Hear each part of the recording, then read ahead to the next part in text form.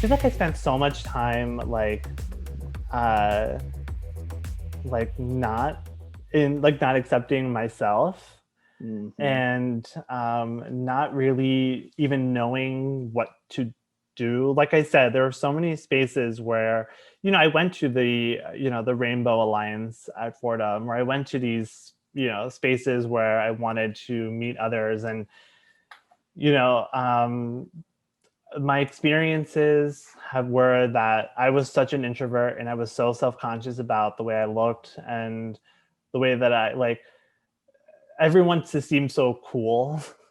Everyone Right. seemed so like that they were out of the womb, fine with being gay, and had their personalities mapped out, and everyone seemed that way. Of course, I know now at almost 32, I know that it's far, far, far from Mm-hmm. true. But at the time, it felt like everyone was like had already developed their personalities and were already 5 years ahead of me. It's And intimidating. yeah, because some of the kids I met were like, yeah, I came out when I was 13, and my uncle's gay, and I'm from, I met a lot of people who their coming out journeys were different from mine, and it just I felt very isolated, and I also felt like I was really overcompensating, and wanting to fit a certain mold. And I mean, I'm still dealing with that, where I'm like, am I gay enough? Totally.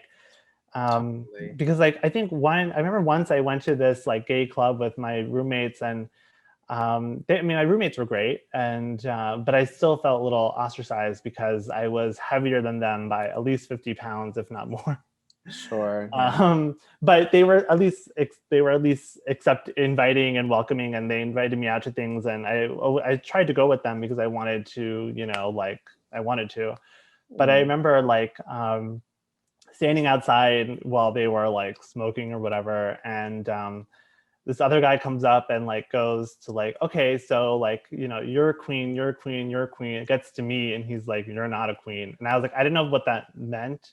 If he thought I was straight and tagging along, Mm. or was I just not cool. I just didn't know what that meant, and it felt very exclusive. And that Yeah. guy, he ended up not being a friend, but someone that I know from college and stuff. Nice guy. I don't think he really meant anything by it, but it really had an effect on me, because I'm like, okay, now how can I compensate for not looking the part, quote unquote. Mm-hmm. And so I was trying really hard to fit this mold, and it's something I'm still struggling with, because I want to seem, I want people to see me on the street and be like, okay, yeah, this is his identity. Or not even people, but just I want to go to a gay bar and not be assumed to be straight.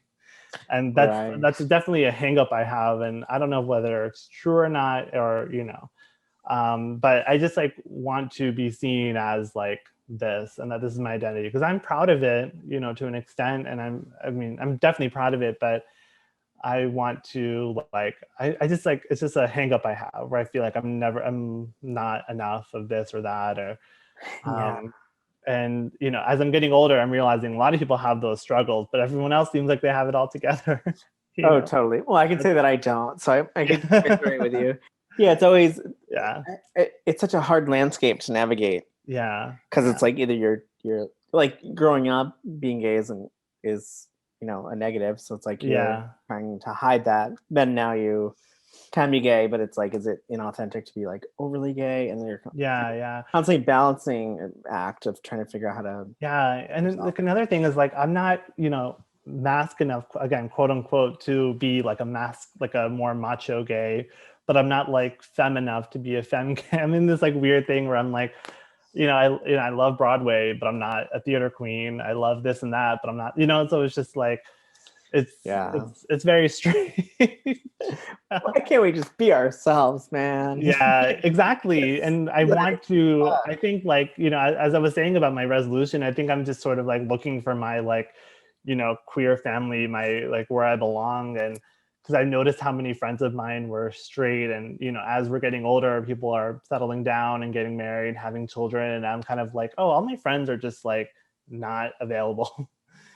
Because they have in-law stuff, or they're I have a lot of friends who love to be like, yeah, we're just gonna have a quiet night at home, and I'm like, okay, why can't you just invite me? I don't make a lot of noise. I'll bring Right. wine. I was gonna say you're Like, pretty watch quiet. TV together. Yeah, but you know, it's something like that where I'm like, okay, I need like, I guess I'm just sort of looking for that place where I can be like, yeah, this is, you know, this is where I belong. This is the group that I want to be in, and looking for, yeah, just I think, you know, I think that would be something that would, you know, go a long way in how, like solving this dilemma of like, am I enough, or you know, or am I this too much this, not enough that. So Right. I can totally relate. I think like up until like maybe a handful of years ago, I felt more like that, where I just like, yeah, because my backstory is, and I've said it on the podcast before, but like I grew up with a gay dad.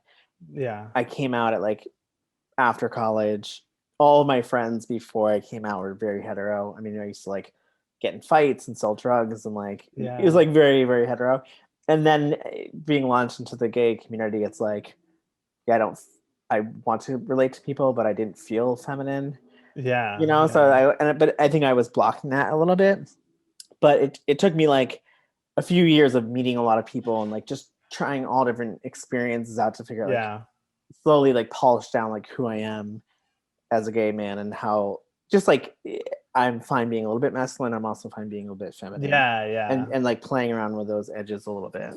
Yeah, totally. And that's, I mean, that's really, it's really great to hear, because I think I'm sort of at the precipice of sort of navigating my identity in a more, from a more empowered place. I think I was always coming from a very, I think definitely when I was in my 20s, I was coming from a place of like, I don't know how I belong here. I don't think I belong, you know, it was just like, you know, sometimes I feel like I didn't really enjoy my 20s, and I don't really see them as any kind of exciting decade for me. I was like, I've always I've just because I was just so just unsure, and I was in this like place of self-discovery. I didn't even know how to, you know, how to self-discover. And now that I'm older and I'm a little bit more confident, and I'm a little bit more like sure of myself, and you know, more just like, you know, I don't feel the need to hide as much as I did when I was in my 20s. Nice. And having found, you know, the pod group, and, you know, the other bear groups that, you know, that I'm sure you're aware of, like just, I'm like, okay, yeah, like this is like, I can see now like what I couldn't see back then, which is like how to do this from a more mindful, more empowered place. And, you know, also that I feel like I don't have as much to lose than I did when I was younger, because like I was so self-conscious, you know, like 10 years ago. And now like I'm still self-conscious. I mean, everyone is, but it's like I feel a lot less self-conscious now.